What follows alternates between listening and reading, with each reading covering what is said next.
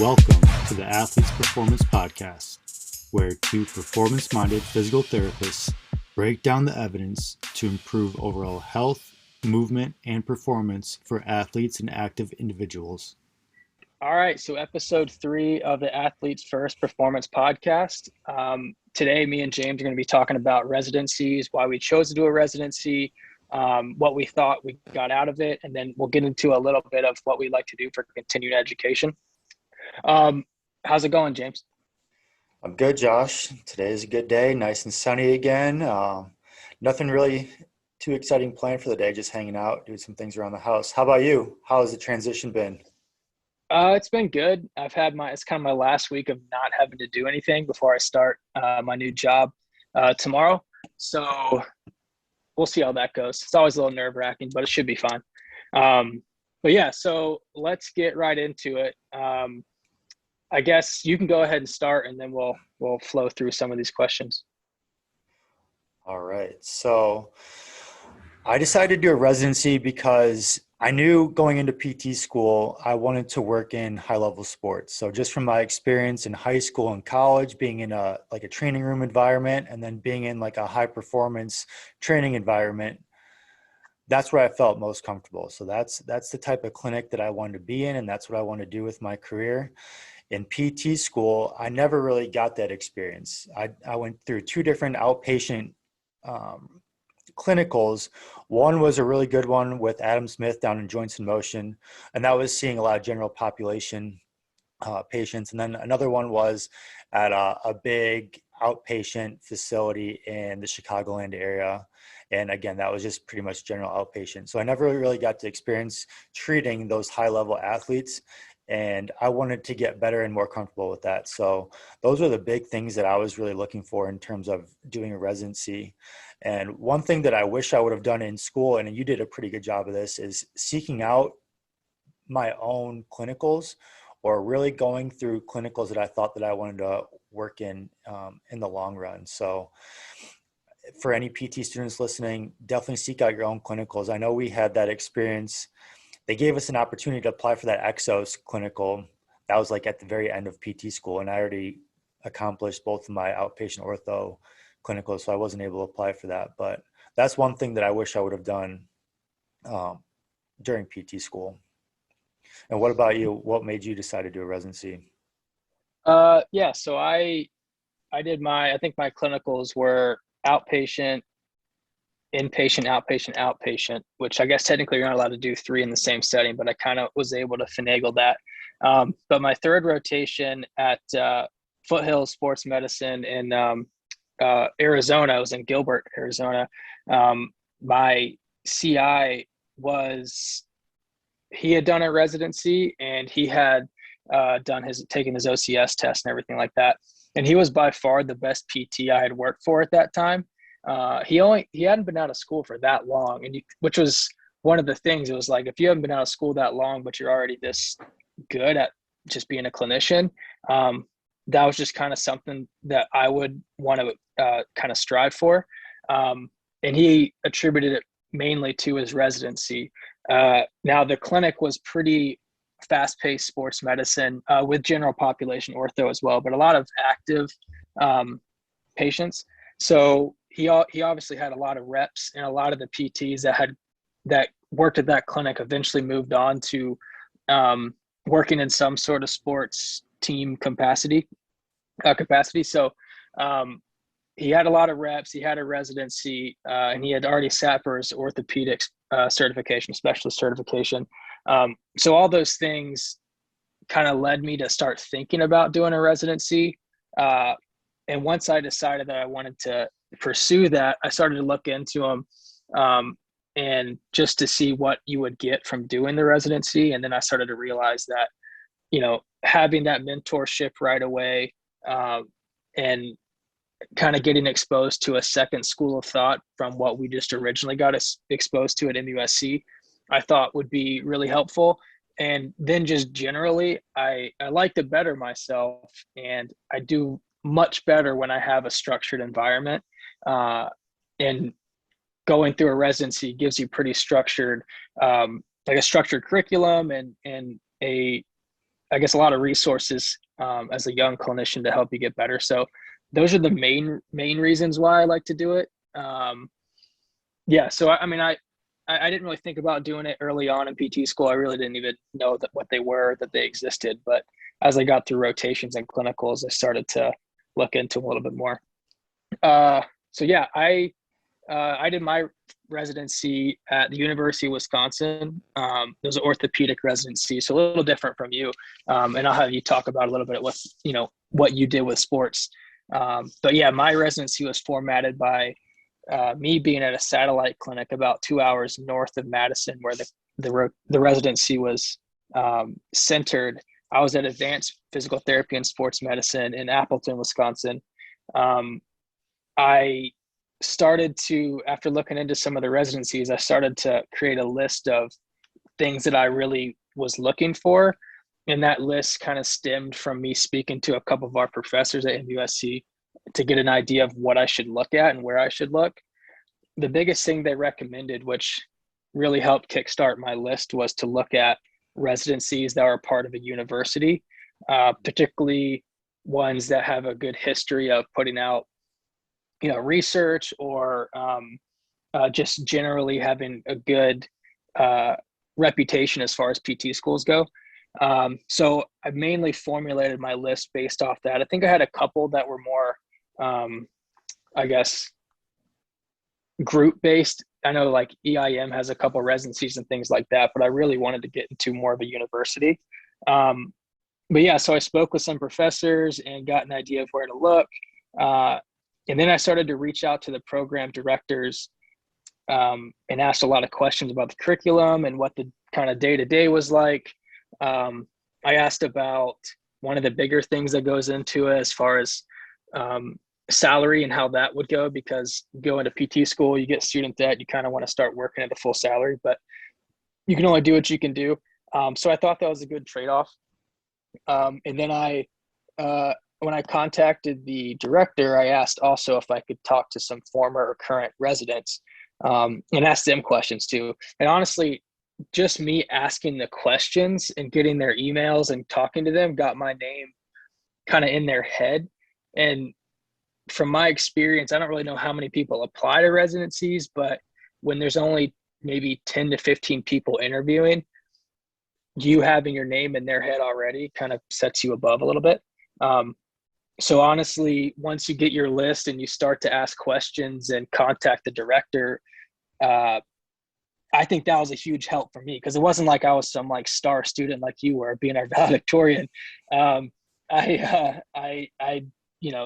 kind of moved through PT school, middle of the pack, but just talking to people and asking questions really helps. And I think particularly with my University of Pittsburgh interview, that was like one of the major things that helped, because the director was like, yeah, we're going to ask you to come in for a residency. I mean, our interview, I've talked to you the most out of anybody. So it was like, just that kind of told me like, just getting in contact with them can really help. But yeah, where did you do yours, and what were you looking for? Yeah, so I did a sports residency at the University of North Dakota, and kind of like you, I think I talked to Dr. Morissette maybe like every other week during our last semester while we were still on campus about different residencies, because he was just in the beginning process of starting his orthopedic residency at MUSC, or being the director of that program. I asked him too. I talked to him also, and then Dr. Sipes. They're both really helpful. Yeah. So Dr. Morissette definitely recommended the university-based setting just because of all the different resources they have, and you can get a lot more experiences at a university than just like a standalone outpatient clinic, just from their PT program and different sports that they have or they're involved with. The biggest thing that I was looking for, obviously, was sports. I wanted to be in that sports setting. And with the university, I wanted to be on campus. I didn't want to be in a general outpatient orthopedic clinic. I felt like that's kind of similar to the different clinicals that we went on. So I wanted to be in the trenches on campus, in the athletic training room, or in the PT clinic on campus. So the University of North Dakota was really one of the only ones that you were working 90% on campus in their sports medicine department. So that was really put that over the edge compared to some of the other ones that I interviewed with. And also with the sports coverage, a lot of the universities, they don't let you cover and work with their big time Division I athletes, which makes sense. I wouldn't trust myself as a first year PT student treating their $1 million asset for Ohio State or University of Florida's quarterback or running back. So it was nice to be able to get that opportunity to work with the D1 athletes on the field, in the training room, in the strength conditioning aspect at the University of North Dakota. And I was also looking for different teaching opportunities. So UND had a PT program and then also an athletic training program that I was also pretty interested in getting experience teaching, even though if that's not something that I want to do long term, but just getting that opportunity and get my feet wet in that position. And also research. Being a part of a university, a lot of the faculty are involved with research. So being able to get that experience was also something that I was looking for. But the main thing was the mentoring. You kind of mentioned that why you wanted to apply for residency. The big thing that I was looking at were the people that you're working with almost every day in the clinic. So at UND, they had 2 great PTs, ATCs that I was working with 90% of the time on campus. So I got a really good connection with them during the interview process, and I felt like I could really benefit from learning and experiencing the clinic with them. Anything else that you can think of with the different residencies in terms of your experience? I was gonna ask how many you applied to. Yeah, I applied to probably like 25. I spent way too much money applying to, because I knew I wanted to do a sports residency. I knew it was pretty competitive. So I probably applied to over half of them, which was really expensive. And I flew out to all these different places to interview, which was another expense. But it was pretty cool to see all these different clinics and meet some of the leaders in sports PT and see what everyone's about. Yeah, I think I don't know how many I did. I definitely didn't do that many. I think I did like 6, maybe 7.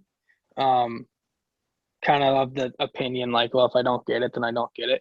But yeah, I don't. It's hard to say like how. Sports is obviously very competitive, and just from Wisconsin, there was only 2 sports residents to 5 ortho residents, so there's a lot more positions, and there's probably a lot more just residencies in general.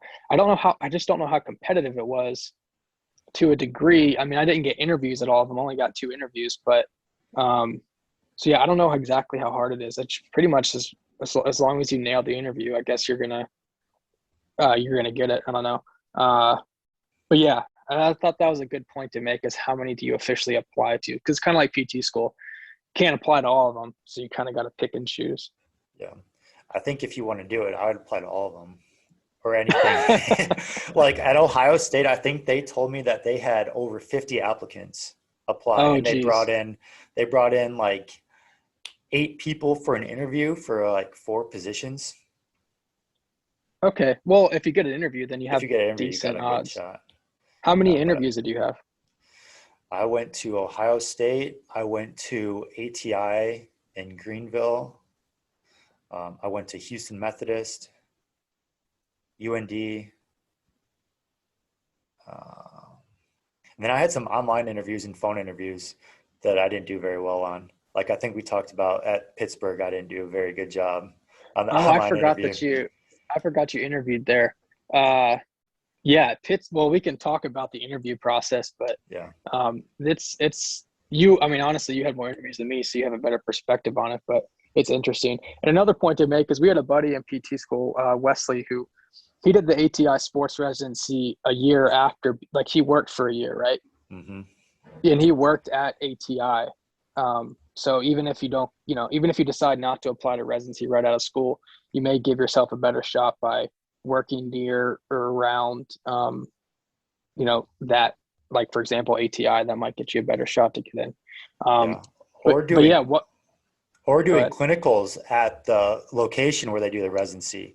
So I know at Ohio State, there was like 2 or 3 people that they already knew because they had spent 12 weeks there doing a clinical. So they already knew them compared to someone like me who they met once on the phone and they read my resume and then I was there for 2 days. So that's true, because we had the cohort after me typically there's only one person at each kind of satellite clinic or whatever, and mine was just general outpatient. And one of the guys had been almost they were jokingly say stalking their clinic, and he was from the area and he had done a residency or a clinical there. So he was pretty much guaranteed to get. I mean, he was a really good student, and he went to school at the University of Wisconsin, but he was kind of just from the contact, sort of guaranteed to get it. So that helps for sure. Well, real quick before we get into it, let's talk about the process, the interview process. Okay. And what at least from my perspective, what that was kind of like, just so people can get an idea of what to expect. I only had 2, so you're gonna have way more information to pull from. So for like I said, I did 2 interviews. The first one was at University of Wisconsin. The second one is at University of Pittsburgh. And both of them were relatively the same in format, just different intensities, I guess. So the University of Wisconsin one, or they both had a sample like practical case you had to do. So you had to, just kind of like your practicals in PT school, you had to evaluate and diagnose a particular case and then give a little bit of first line treatment. And then a lot of them had just multiple interviews with different people, some being a couple people at a time, some being just one-on-one. And for University of Wisconsin, because they had 3 different clinics at the university that you would rotate through every 4 months, you had to interview with each like clinic director. They're hospital-based clinics. They weren't like private practice. And then you had to interview with the 2 satellite clinic owners and mentors. So you kind of flowed through that at a different schedule. I think they had 2 interview days with like 8 to 10 people on each day. And then as you cycled through the interviews, at some point throughout that day, you had to do the practical case. And probably the most challenging part was the practical case, and then just trying to figure out where to go, because you had to drive all over Madison just to get to the places, the different clinics. But yeah, so, and at the very end, you had like one interview where it was just you and then like 10 other people from, whether they're from the satellite clinics or like teachers in the program or whatever. And then Pittsburgh was similar, except for Pittsburgh was like way more intense. And it sounds like you probably experienced that also. But it was a bunch of like interviews with different people. And then you had your practical case. And yeah, it was, my personality didn't really match up with what they were looking for anyway. So obviously I didn't get it, but I had just found out that I got into Wisconsin the night before my Pittsburgh interview. I was already in Pittsburgh. And so I was kind of like, well, let me do the Pittsburgh interview. And at that point, Pittsburgh was kind of, I guess, my number one, just from their PT school being so highly ranked. And in Wisconsin, I got to do my practical first, and I knew I got it right. So that really boosted my confidence, because I was the most worried about. But in Pittsburgh, I don't know when I exactly did my practical, but I bombed it, and I had like no idea what it was.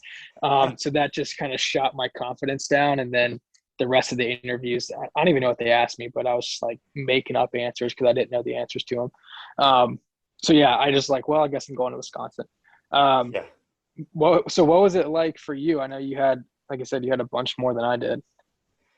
Most of mine were like that Pittsburgh interview that you had. They were pretty intense, and you're interviewing and going around to all these different facilities and rooms, just meeting everybody. So it was pretty overwhelming. You're in a group with like anywhere between 4 to 10 other candidates or potential residents, and they broke us up into different groups. So for most of them, we started with big group interviews with the different clinical mentors that you'd be spending most of your time with.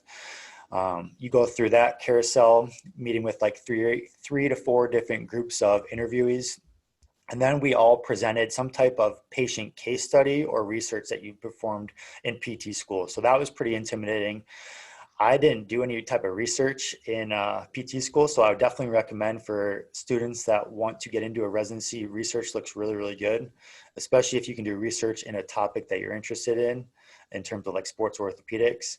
So I presented a case study. I didn't really have anything too interesting. I think my case study was on like a 25-year-old that had a meniscectomy or a meniscal debridement. So nothing too exciting there. So that was a case study that I used for, I think, 2 or 3 different interviews. We also had mock patient evals. So at ATI, I remember I was in a patient room, like a one-on-one patient room with one of their clinical mentors, and I had to go through a shoulder eval with him.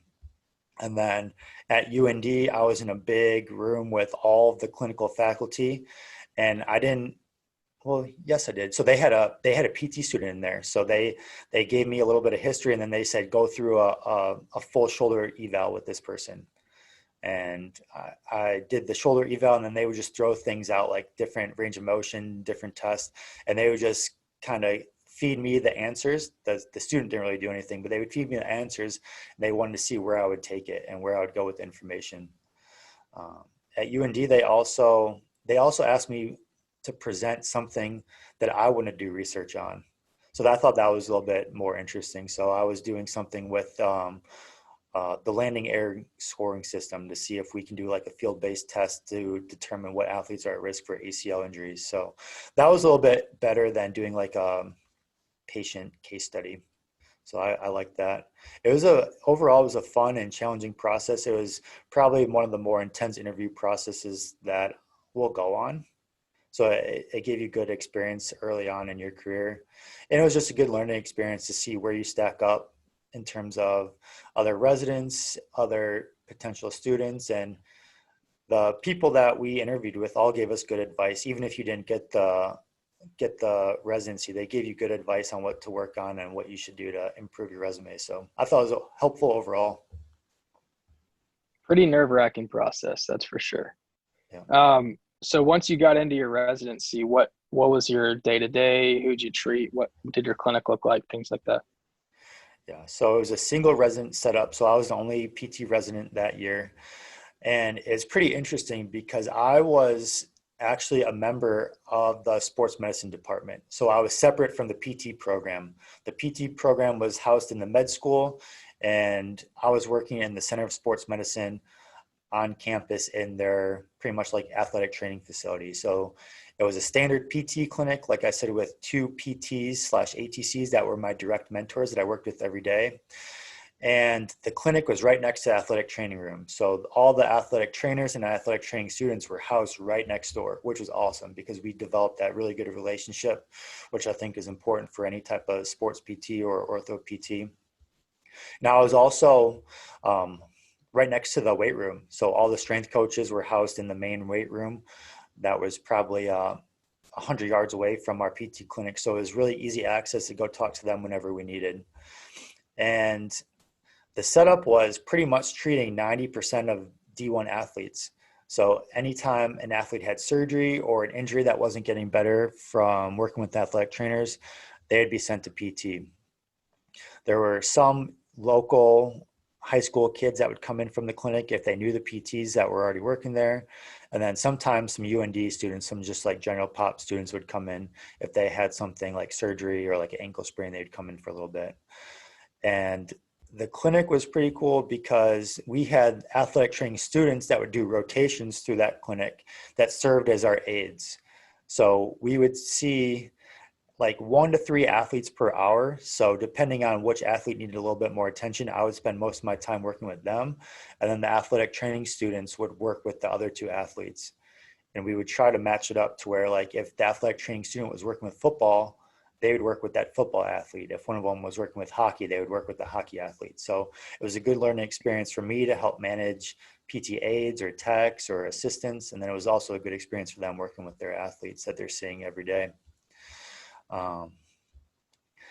So we worked with athletes that had scheduled appointments, but there's also times where they would just come in from the weight room and say, hey, I just tweaked my back squatting. Can you take a look at this? So we'd have those acute walk-ins, which is pretty cool because you don't really see that in a general outpatient clinic. You don't get that acute eval.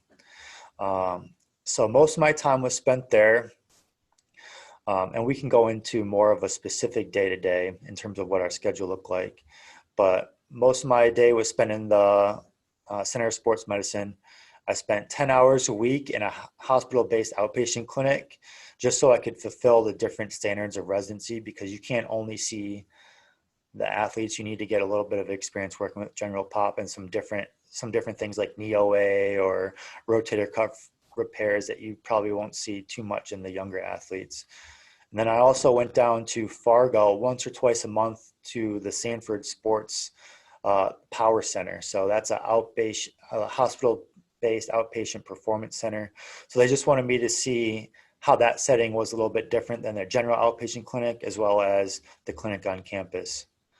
And in terms of the didactic curriculum, they use the ortho current concepts and then the APTA sports monologues as my didactic portion. So I went through one module, like a shoulder, knee, concussion, like one module every 1 to 2 weeks. And they had a specific instructor for each module. So sometimes I would work with the athletic trainers on concussion and ankle taping. And then I would work with faculty from the PT department in terms of shoulder eval or a knee eval. I would work with one of my clinic mentors on manipulation. So depending on each mentor's specialty, I would work with them for that specific module, which I thought was pretty cool because I got to pick the brains of a lot of different people for each module, which I thought was better than just sticking with one person throughout the whole deal. What about you? What was your treatment or your clinic setup like? So like I said, I was in that satellite outpatient clinic, whereas there was another resident in a satellite outpatient clinic, and the other 3 were in like hospital outpatients. So just a little different. Mine was private practice, ortho, sports. I would say every clinic that a lot of outpatient clinics have like PT and sports medicine, but they typically are going to mainly see like just the outpatient ortho general population. But the group size was about 20 to 25 clinics in Northeast Wisconsin. But it still felt like a smaller group because of the ownership is so, I think, well balanced. There's the sole owner and the person that started the clinics, and then they have different PTs that are partners, I guess. So it's a good balance, and they remain in contact with all the other clinics within their kind of region, and it just was really well run, and gave me a good idea because I wanted to go into private practice, and I always kind of had this hope of starting my own clinic. So being able to do that in the residency was kind of a win-win to get the mentorship and the experience of what a private practice clinic is like. The clinic I was at was kind of the flagship clinic. And so we were on the first floor, and then on the second floor was an ortho group where they could do operations on site or not. I believe they could do operations on site. But so it was cool because I got to go up and observe some of the ortho guys doing their surgeries. There's a great communication between us just because we're in the same building. And then the other kind of part of the clinic was they had this sort of inpatient style hotel where if someone had like a total joint replacement or something a little bit more complex surgery where they couldn't go home right away, they would go down there. And I had to work in there a little bit on the weekends, which was, I mean, it wasn't something I wanted to do, but it was kind of good to see some of those patients right after surgery to see what that's like. So yeah, I was about like 0.75 FTEs, I guess. Just because every 2 weeks I had to go down to Madison for didactics, which was 2 days worth. So essentially within a 2-week period, I would work like 8 days, depending on if I had didactics that week. I had my own caseload, which is cool. And other than the didactics, it was basically working with the other residents, working with my mentors on a regular basis, just, to satisfy the requirements for mentorship hours. When we would do the mentorship, it would either be one-on-one case discussions or just talking about a patient that I had seen that I had questions about. It would be us working with a patient together. If I had a problem or there was something interesting that I had questioned about, or I would observe the mentor treating. I had 4 different mentors, which is cool. They all had different backgrounds, and they're all really good clinicians. So that was really helpful. For the didactics, it was 4 other residents that we would go down and work with. We had a different instructor for each kind of lesson that we had. And occasionally it was kind of cool because our curriculum would overlap with their sports residents. So we would group up together and have the same course. But yeah, I think I said the other residents that weren't at satellite clinics, they rotated spots every 4 months just to give people an idea of what you would do if you applied for that residency and weren't at a satellite clinic. And one of those clinics was particularly spine focused. So all they saw was spine for 4 months, which is kind of not ideal, but it's also a really good experience to get those repetitions. But yeah, I really enjoyed the didactic piece of it because it was learning sort of more actively than sitting in a classroom like PT school. So you would go over information in like PowerPoint form or whatever, and then you'd go right into some like practical application of that information. And then you could take that information and apply it to the clinic like the next week or whatever. So my typical day-to-day in the clinic was just like your typical outpatient ortho PT experience, I guess. So it would just, you see your patients. We saw patients one-on-one, which was great. The clinic owner had he placed an emphasis on seeing people one-on-one and not grouping them up just for quality of care. They're on every 30 or every 45 minutes, depending on their insurance. So that was kind of an adjustment to be able to maximize that time, particularly the 30-minute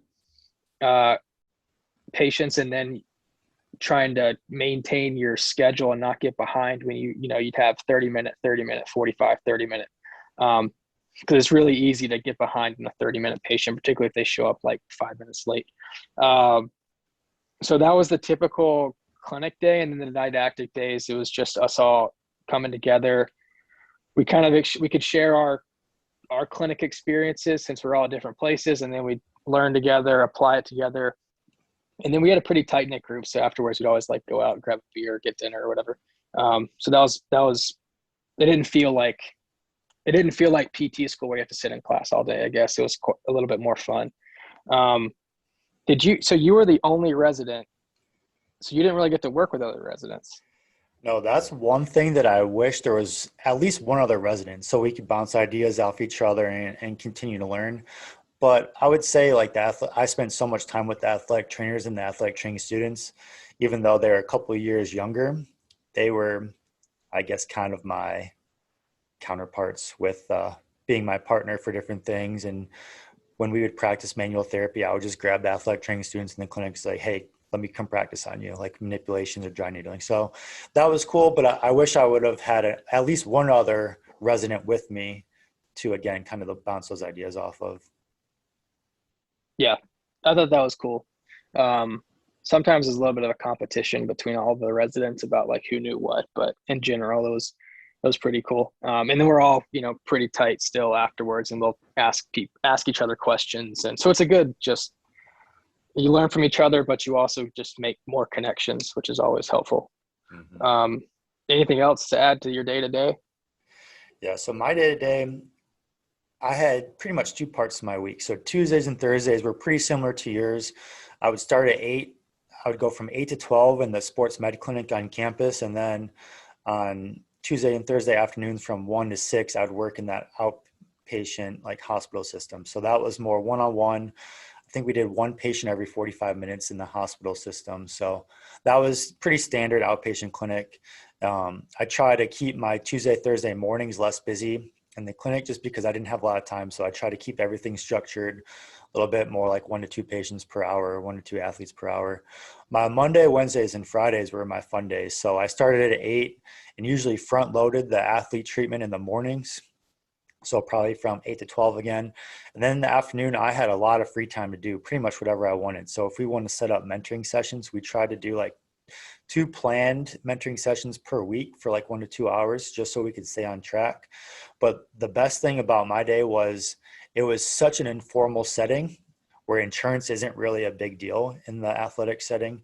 So if I had a question, I mean, one, we were all working right next to each other. It was like an athletic training room. So there's tables everywhere. All the PTs were working right next to each other. But if I had a question, I could say, hey, Jake, why don't you come over here and take a look at this? What do you think about this? So it was so informal that there was mentoring going on every hour with every patient. And I could just see what they were doing with their athletes. Like I knew all the athletes they were working with. So it was just a good learning experience for me to be able to get that quick one-on-one treatment if I needed to with the mentors. And then in the afternoons, I had a lot of different opportunities to do teaching throughout the day in the PT program. We would do journal clubs with the students. I would conduct my research in the lab.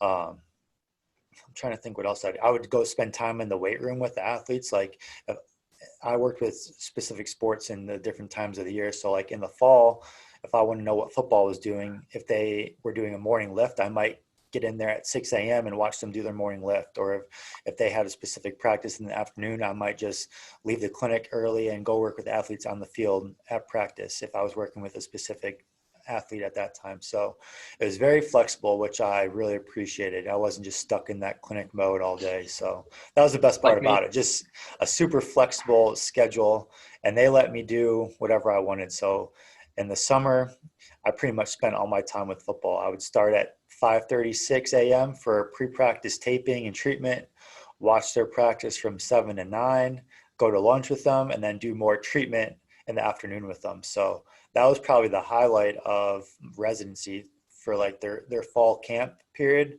from July to the beginning of the season. I spent all my time with football. So that was a great experience just because that was my sport. Yeah, I think just the general variety. We talk about like PT burnout a lot, and it can be overwhelming, particularly if you're in a setting that's really high pace. So for me, just having, I knew pretty much every 2 weeks I was gonna have a Thursday and Friday where I got to go learn, which I really enjoy. Really helped kind of prevent that burnout. So it sounds like the same for you. So quick question, how are you guys graded? Like what did you have to do, like case presentations? I know you said you had to do research. Did you have tests or quizzes or anything like that? Yeah, we had quizzes after every module. So I think we needed to get, or I needed to get an 80% on every quiz that we took 1 to 2 times per week. So say we were doing the shoulder module, I would get like a 20 question quiz, which is pretty much based out of the ortho current concepts. And then I'd have to get an 80%. I think there's only 1 or 2 times where I didn't get an 80%. I would just meet with the residency director and we'd go over it and just spend a little bit more time thinking through the questions. And the big reason for that was just to help prepare you for the SCS exam. So, and we'll get into that a little bit later, but just making sure that I was on track with my clinical thinking and I was able to understand what I was reading, because I was doing that all self-guided, all by myself. We also did a lot of different hands-on checklists. So I needed to be able to tape ankles. So I did a lot of check-offs there. I needed to pass like specific manipulations. So thoracic, lumbar, cervical, I needed to do that. I'm trying to think how else I was graded. I needed to complete research. So that was mandatory. I needed to do some form of research. And then that was pretty much it. The modules, the hands-on stuff, and then research. Yeah, I think to learn anything, being tested on it's probably the best way to do it. I feel like, and it may have been the same for you or all residencies, are like their goal, they kind of get ranked, I guess, based on how many, they want 100% passing rate on the specialist exam. So the testing helps you for that. But I feel like the testing and the quizzes weren't really like priority. Like, if you didn't, like I said, if you didn't get whatever the passing grade was, you just discuss it and you go again. The whole focus is learning more than actually trying to pass the test or quizzes or whatever. For us, we had to do, the biggest thing that was, I guess, the biggest stressor was we had to do 4 case presentations every quarter. And we had to pick from patients that we had seen during the residency.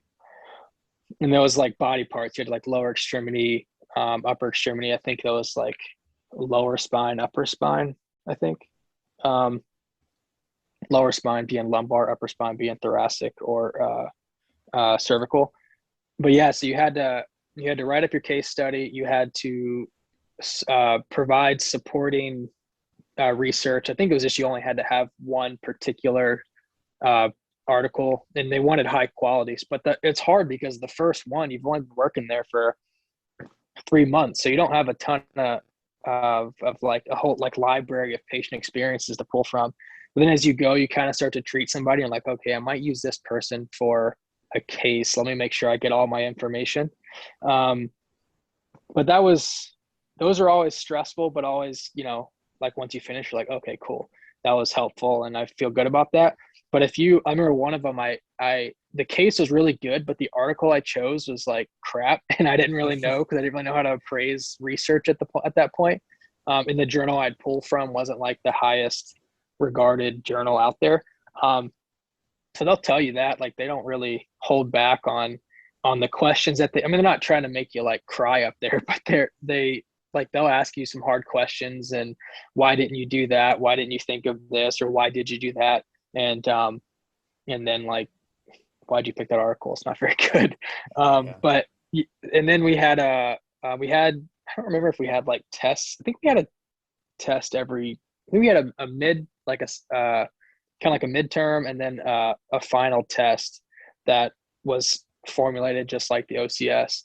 And then we had to present our big presentation, which was it was like the last day of the residency. It was either research that you had done or like a big case. And I had been lucky enough to get asked to participate in a study for the University of Wisconsin Running Index, an outcome measure that basically gives an idea of how a patient's progressing and eventually returning to running, since that's a big research topic at University of Wisconsin. So I got lucky enough to kind of have that dropped into my lap in the very beginning.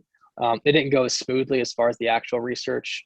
So my presentation, and we had to do a research paper too for the presentation. It wasn't like the highest quality, but it was just good experience. So yeah, it was all good. It was helpful to have you had to be held accountable to a degree. What other things did you get to do in your residency that may be unique? I guess unique to University of North Dakota. So as far as like other experiences that you got exposed to. Yeah, I think the best thing was all of the collaboration between the athletic trainers, with them being so close to our clinic, all the strength coaches. And then I covered every single home event with football, soccer, and volleyball in the fall, every home hockey game and some basketball games. And then in the spring, I went to two of the UND hosted track and field events, and then all of their spring football practices. So just getting that on the field coverage, working with the athletic trainers and working with the team docs, as well as the fellows. So there's a sports fellowship program through their medical school. And I actually spent a lot of time with them too.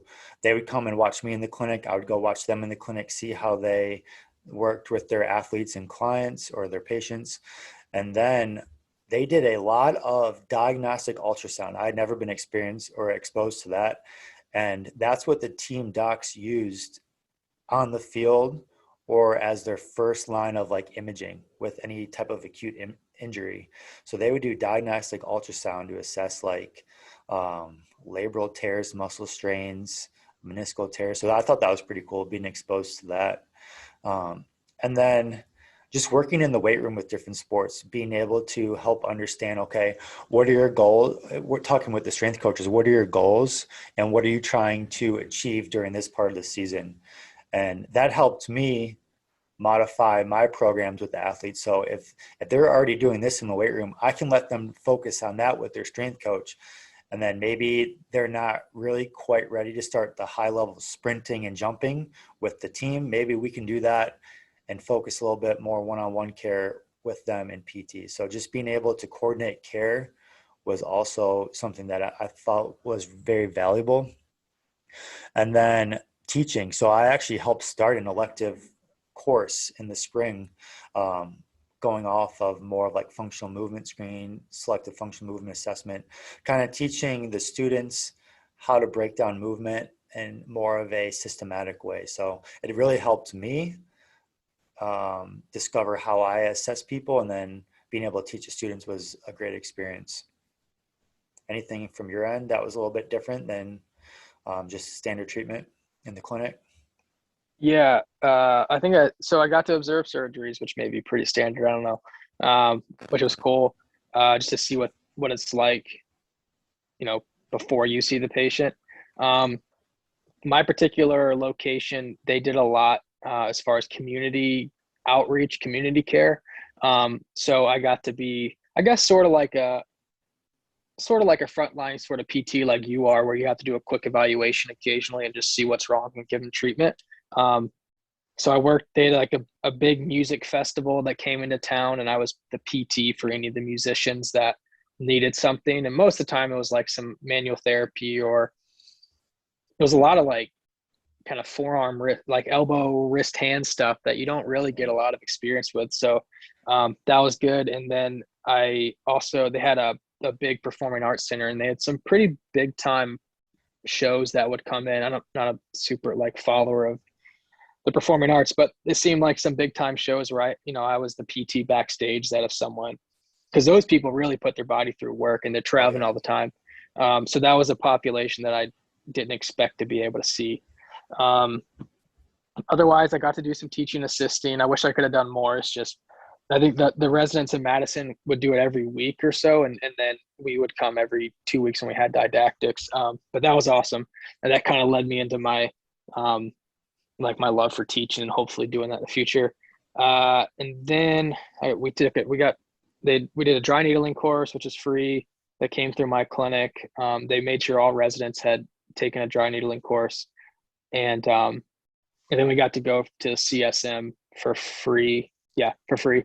That was a priority for us to get out there and make connections. And ever since I went to that CSM, I'm like, I like want to go to every single one, because it's just, I feel like it's invaluable. It's a little expensive, but it's invaluable. And you get CEUs for it. So it's, if you have a CEU budget at work, you could probably do it.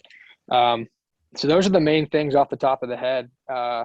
We also got to work in the Wisconsin running lab, which that's my background. So that was great to see, to get our own kind of gait evaluated and then practice doing that to the other residents. So that was cool. So yeah, those are the main things. Anything else? No, that pretty much covers it from my end. And like kind of going off of that, what do you think that your residency provided you in terms of clinical skills and value just for growing as a PT? Yeah, I think it was like an unbelievable value. The biggest trade-off is I think the salary piece of it. I don't think it was hard and it was challenging, but it was totally worth it. If it wasn't hard or challenging, it probably wasn't beneficial. But to me, the trade-off was really, I think it was at this point, not a big trade-off. But it just like really increased my confidence. So I know, like, when I go see a patient, I'm pretty comfortable with at least being able to, whether it's, differentially diagnose, which would be, if someone doesn't need to see us, they refer out, get their initial plan underway. And even if you can't I feel like as a new grad, particularly when I started, you're rushed to try to do every single measure that you've already learned, and just understanding that, get this part done and then move into the next part, the next session or whatever. So my confidence was really high, because I feel like the patient feeds off your confidence. And when you've only been out for a year, it's kind of like you don't want to tell them you've only been out for a year, because they're gonna be like, why am I being treated by this one, this person? Yeah. So if you get your confidence, and some people may not need a residency for that. They have really good rotations and they may not. It's just, for me, I didn't feel that I wouldn't want it to be treated by if I was a patient, I would not want to have been treated by me at my coming out of school right away. Like, I felt like I needed more. So that confidence stuff, and then just the general things of seeing different ways of treating from different mentors, learning how to appraise the research, how to kind of create a work ethic that continues, that you focus on continuing to learn throughout your day and balancing that with treatment in the clinic. And then you just get a ton of resources. I think I still go through all my resources from residency all the time, whether it's the current concepts or just the different PowerPoints in the different sections. So those are the main things for me. What about you? Yeah, I think you hit the nail on the head. It really just speeds up your clinical reasoning. So you're working with high level clinicians every day in the clinic, and you go through your specific mentoring. So you get to learn from people that have been doing it the right way for a while. So it really speeds up just that overall reasoning process. And like you said, it gets you more comfortable working with patients. I don't know how your mentoring was set up, but our mentoring, I mean, like I said, it was pretty informal. Like I could ask anyone anytime for help. But when we had specific mentoring sessions blocked off on my schedule, I would know what patient that we were working with. So we had a pre-mentoring form that I would fill out in terms of, okay, where's this patient at right now? What are your goals for the session? Where do they need to get to?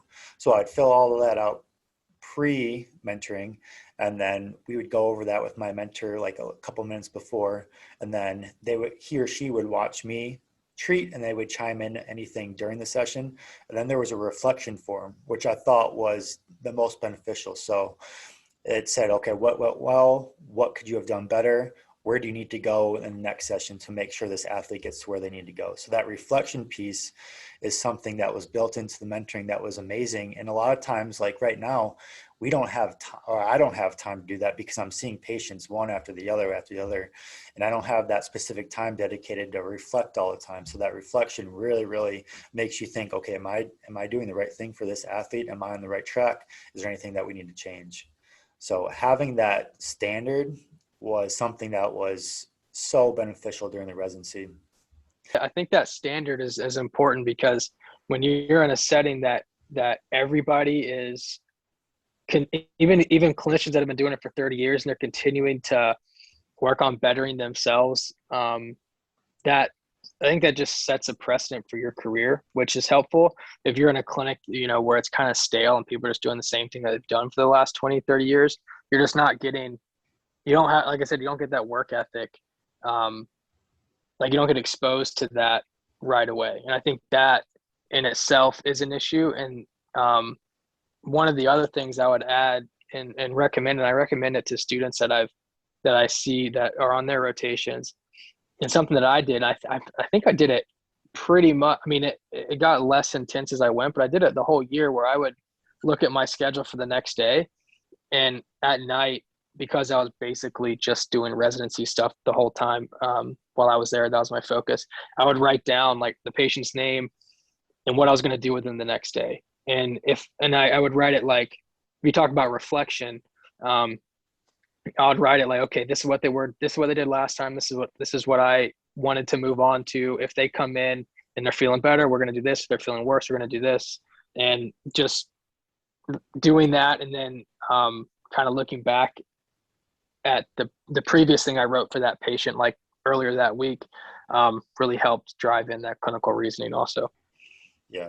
And that's the whole goal of the residency. Like you said, they don't really care about the different modules. Of course, they want you to learn how to learn the research and read the research and appraise it. But that mentoring is the main goal. I think the minimum was like 2,000 hours of mentoring for residencies. I don't know if that's changed or not, but that's the whole goal. You need those hours to learn and be exposed. Like there were so many things that I didn't know. So just being exposed to so many different ways of treatment, assessment, like dry needling. I never saw that really, besides like 1 hour in PT school, but just being exposed to so many different ways of treatment and ways of thinking just really set myself up to learn a lot more in my career, and just kind of showed me what path I want to go down in terms of continuing education and how I want to go forward with physical therapy.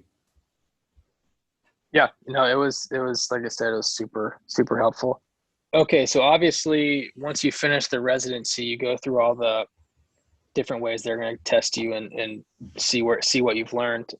Their big goal and one of the reasons why you do the residency is to take your specialist certification test, because it expedites the ability to take it earlier in your career. So how did you go about studying for that? So as I was finishing up the residency, they paid for the EIM online sports physical therapy or SCS course. And I thought that was great. It was an 18-week course and it was a good mix of required and optional articles to read. And after every unit, like every week was like a shoulder, elbow, knee.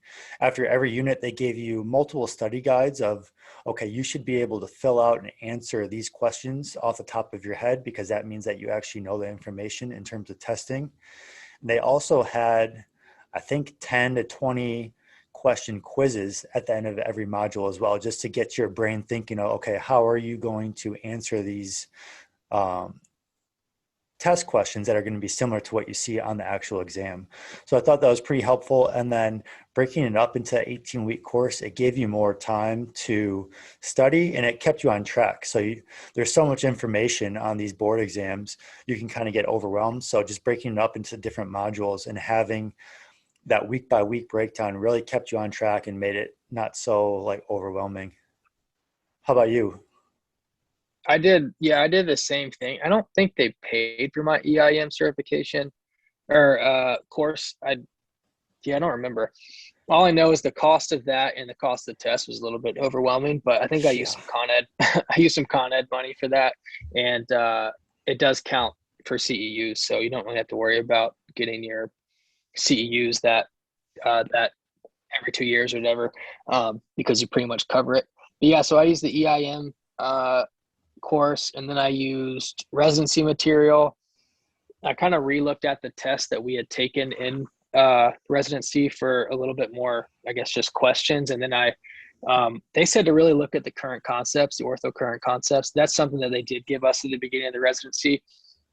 It goes through basically every body part, and it gives you questions that are the same format as what you would see on the test. So those are the things I used, and I kind of followed the EIM course, which I like the structure, and then I would just fill in with the current concepts and things like that. We had already had to read the whole current concepts during the residency, so I had summaries written up for that, so that helped. But I mean, as long as the information from the current concepts kind of correlates with the EIM course, then you don't really have to fill in a lot of gaps, and then you know that you're getting the right information. But yeah, it was a commitment for sure with working at that point full time. But it was doable for sure. It was definitely doable. And you don't really have to just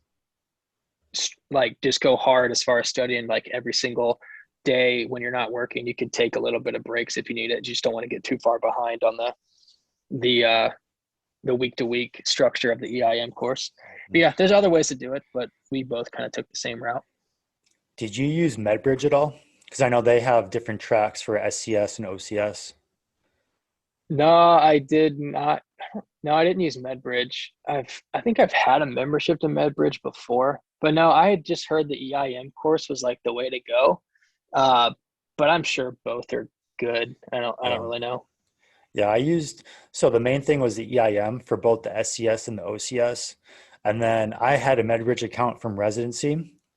So I continued to use that. They're more like video based, and the videos just took so long. Like for one video, it was like an hour and a half, and you could read like 3 papers during that time from the EIM. So it just took too long, but I used MedBridge for a lot of their questions. So they had like 3 or 4 practice tests that you could go through. So I used that towards the end as I was prepping more for the exam. And then I also use these are small books. I think they're like $30 and $40, like PT, ortho, and sports questions. I think that one's from John Snyder and Cody Mansfield. They're in Ohio. And then there's some also like small booklets that you can use, like PT Ortho Secrets. Is that Yeah, I something that use you that one. had? Yeah. Yeah. So those are good. They are very short summaries of all the important things that you need to know. Yeah, I think um I think that might have been why I didn't go towards MedBridge, because I had done some courses before and I'm much better at just reading something Mm-hmm. as opposed to, like, if I'm watching a video, I get super bored. So I like not pay attention, then I got to rewind it. So yeah, the structure of EIM was more like, this is the resources you have to read. Here's some questions, and there may have been some videos and things, but it was a lot similar to how the residency was structured, and I just like that better. And then yeah, just doing different, like the Ortho Secrets book, and then I would talk to a couple people that I had met when I was doing rotations, and then just the residents, and kind of see what they were doing, and if they had some material where they summarized something or whatever, we would kind of share that. Yeah, I think going through the ortho current concepts during the residency, so having a whole year to just go through that, because that's a pretty thick and detailed book. Oh, it's yeah. So that'd be hard to go through along with the EIM in terms of what I thought. So having gone through that the year prior just gave you that good base of information, and then really narrowing it down with the EIM course was very helpful. I think in terms of like the Facebook groups that I've seen, people start deviating from the course. They start doing too much in terms of what they want to get their information from. So just sticking to one source of information, and then as you get closer to the test, you can branch out to like MedBridge or the different books in terms of the questions, just to get your brain going in terms of how you actually want to take the test. But sticking to one source of information, I think, is definitely the best way to go. I think if you find that you do well on practice tests, and particularly those questions at the end of the current concepts, because they're pretty much, it's like a case and you have to answer questions about the case, and that's pretty much how the test goes. If you find that you're doing well on those questions, then you probably don't need to like hammer a bunch of different resources. Stick with a few, and I mean, if there's a subject that you're weak on, you can go check out some other things. But if you're doing well on the practice test, I think you'll be fine. Yeah. And quick question for you. So for someone that hasn't gone through a residency, do you still think it's worth taking the OCS or the SCS, like studying for that board exam? Yeah, I've actually had a few people ask me that, and I mean, biased obviously, but I definitely think it is, and I think we'll get into a little bit of like what benefits has it provided you in your career. But I think it depends what your goals are. If you want to keep learning, and that's again a really structured way to make sure that you're continuing learning, and it also holds you accountable because you're taking the test. And like I said, the price of the test, what is it, like $1,000 or something? Yeah. So the whole, I think the EIM study course is like $450, $500, and then it's like over $1,000 to actually sign up for the test. So it's definitely an investment, but it keeps you accountable. Like you said, like if you're someone that can just go through the ortho current concepts and study on your own and stay consistent with it, maybe you don't need to take the test. But I think for most people, having that test and actually paying for it keeps you accountable for actually learning the information. Yeah, and I think, I mean, just people get into like, why do you need these letters behind your name? But having those letters, it just sets you apart. I think they could do a better job of, maybe, or we could, of getting the general public to kind of see what those mean, and the way they want you to kind of write out it, for example, in your email, or if you're going to put it on like your clinic website, is a little bit different than just orthopedic certified specialist. I think it's like board certified in orthopedic, a board certified specialist in orthopedic physical therapy or something like that. Just like sounds better, I guess. But when I am working with a PT that has that letters, and I know they went through that process, it just, to me, makes them sound like, I'm not going to say a better PT, but it just kind of gives you an idea of what they do. There's a ton of people out there that can go and that do not need to go through that process, and they are great PTs. And if that's the case, and they're way more self-directed, and they'd rather spend their money on taking like your Con Ed courses and things like that, then I mean, it's definitely not necessary. For me, I think it was helpful, but if you don't see that, if you don't feel like you're going to get a benefit from that studying process, and you don't think that the money is worth doing it, or you rather spend it elsewhere, then I wouldn't do it. But if people ask me, I suggest it, for sure. Yeah, I definitely suggest it. And a lot of people say, okay, what's the return on the investment? Like, are you going to get a salary raise? Are you going to get a better job? When I was working in Columbia, I think they increased my salary by like $1 per hour, something similar to that.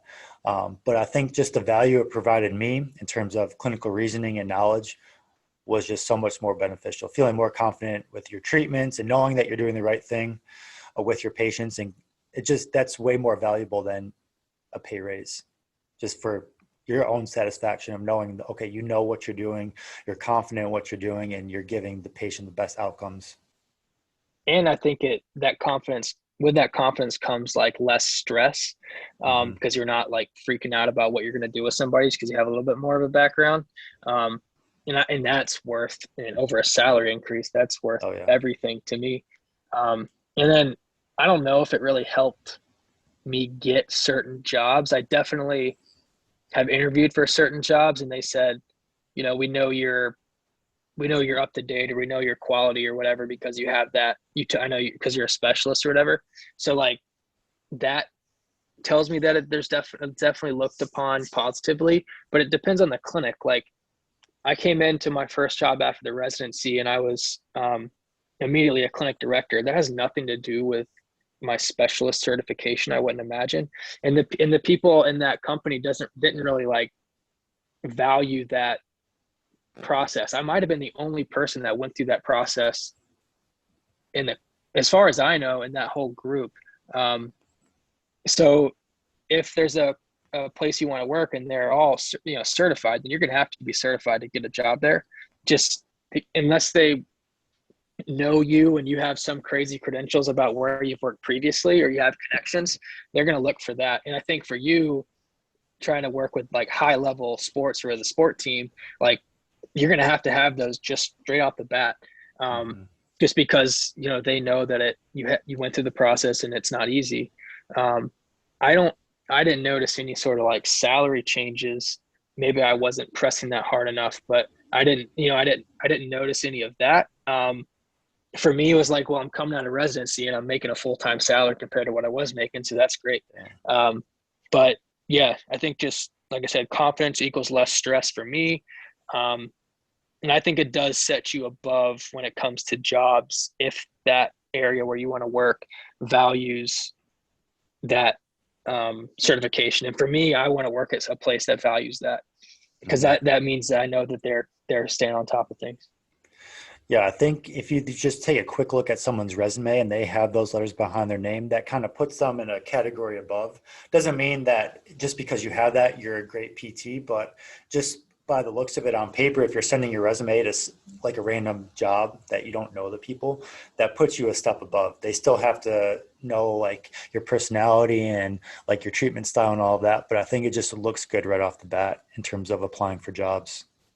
Yeah, I think personality is a good point, because obviously, particularly now, I think outcomes are going to be better if the patient likes you. So Mm-hmm. you could have all the letters, but you're like have a terrible personality, and you're not going to get good results. So it's for sure not a sign of like a guaranteed sign of quality, but on paper it sets you apart a little bit. Yeah. Um, so moving on, how have you continued to learn after residency? Like what CEUs have you sought out and how do you appraise the literature? And how do you stay up with that? I probably could do a better job, but I've gotten my CEUs from. I mean, the first set, we haven't been out that long. So the first set was the residency and taking the OCS.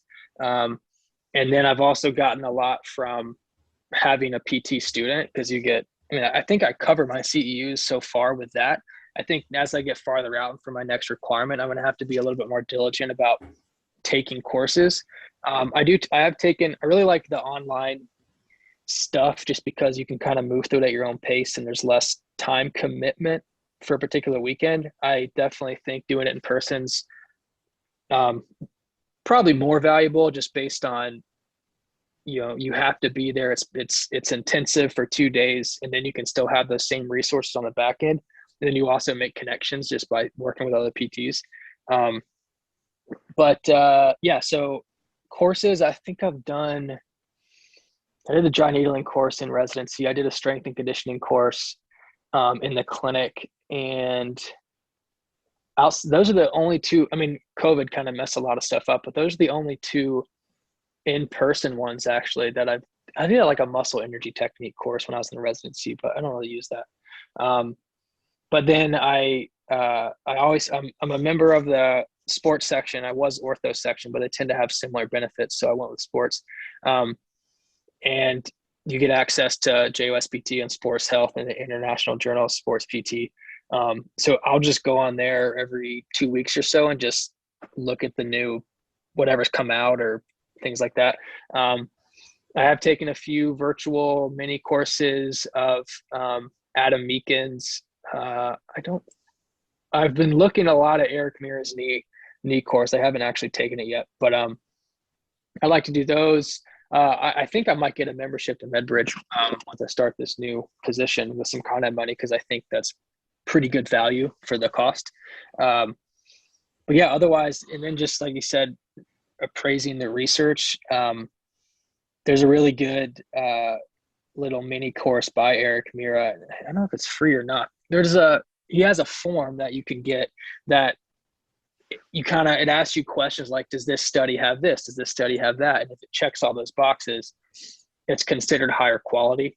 But just knowing everything you read isn't always going to be completely accurate. You may not apply everything to it. So realizing biases and things like that, which I think I was pointed out to through those case studies in the residency, that really helps too. So I kind of just go as I want to learn something. If there's a topic that I have a patient where I need some help with or whatever, I just kind of look things up. And then as in-person courses get a little bit more prominent as COVID hopefully gets behind us, then that'll be more of a pursuit. And then I guess going to CSM, like CSM is my favorite thing to go to as far as continuing education. So those things have been really helpful. No, that's all great. I'm pretty similar to you in terms of the research. I think that's the reason why we started this podcast and all the different things that we've been trying on Instagram is just, okay, so we're reading these articles, but how do we apply it? How do we make sure that we really own the information instead of just consuming it? So being able to read the information and then apply it and put it out there and really understand it is pretty much the point of this podcast and what we're posting on Instagram.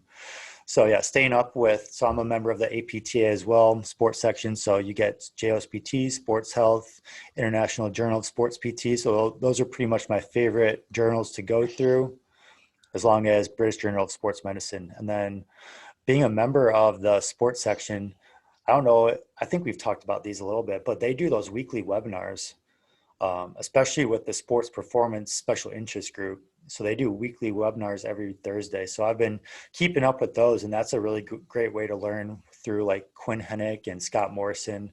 They bring on people from strength conditioning to PTs, to dietitians, and all types of different specialists in the performance realm. So those have been great. And then conferences, CSM, we both did TCC online this past spring or winter, and then different local symposiums. I know the first conference I ever went to was the Sanford Sports Medicine Symposium during residency.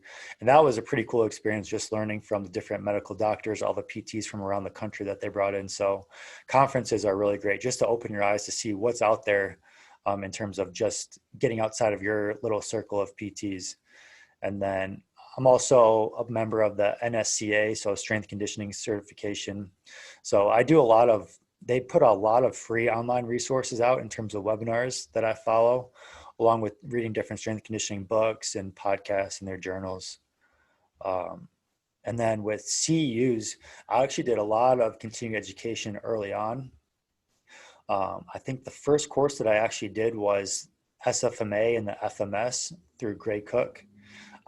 When I was about halfway through my residency, I was just looking up to see, okay, what do you need to do to work at Exos or like professional sports teams?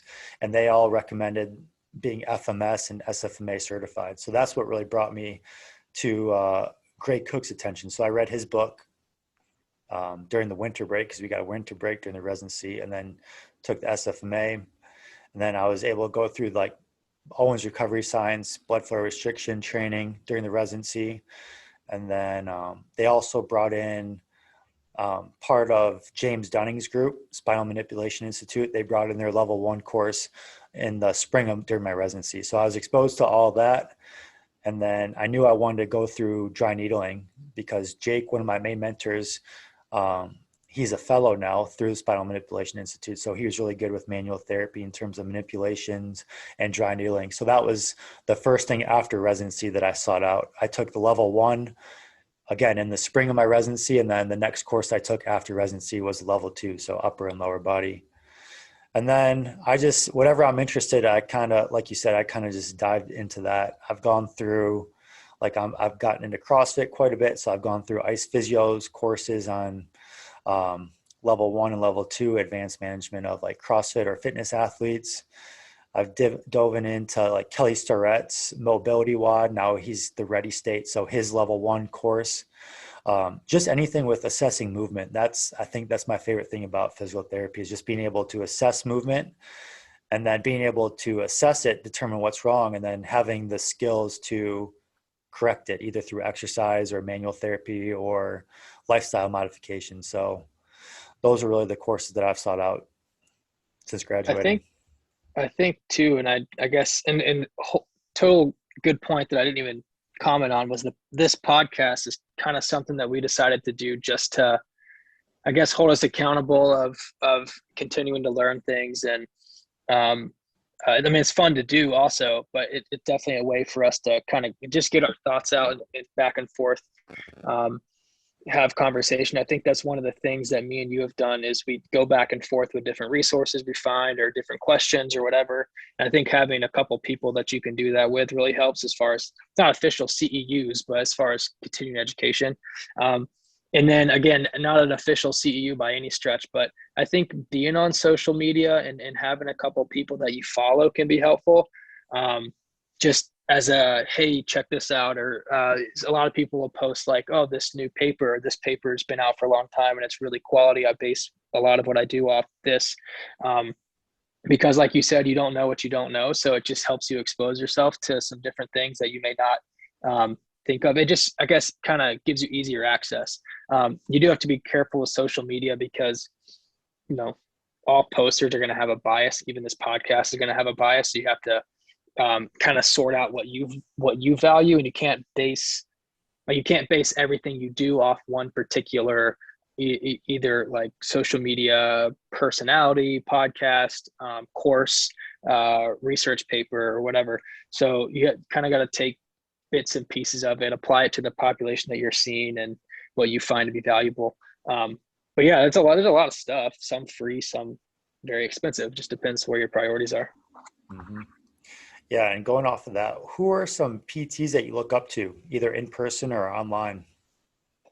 All of my mentors at Wisconsin were great. I had 4 different mentors. One was the owner, so we kind of mentored in private practice, but also in treatment. One of my mentors was more of an endurance athlete focus PT, though they all saw general pop. One of my mentors is basically foot ankle. And that was really good just to get an idea of what he looks for. And then one of my others was, he had been through residency and fellowship and he was kind of diving into like pain neuroscience education, things like that, which was something we really weren't exposed to in PT school, but it was pretty interesting. So all those guys, as far as just general PTs, I've commented on Eric Meir and Adam Meekins a lot because I think they provide a pretty balanced approach. Adam Meekins is pretty heavy into like non-manual and can't go wrong getting strong, things like that. I really base a lot of my treatment off that, but I probably don't emphasize manual therapy as much as I should.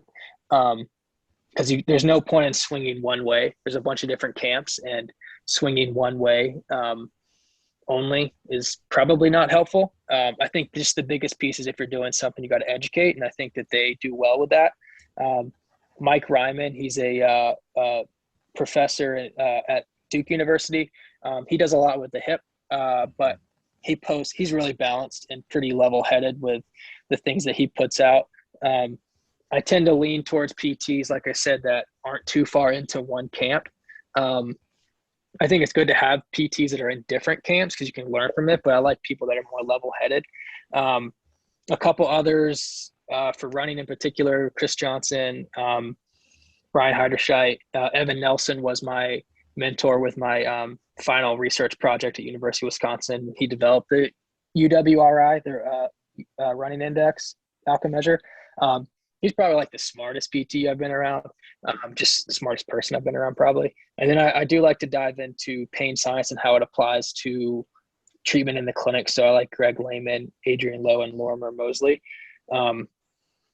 Yeah, and one of the things I learned from the beginning from one of my CIs was that he kind of said you may just need to pick like a particular camp and then just build off that.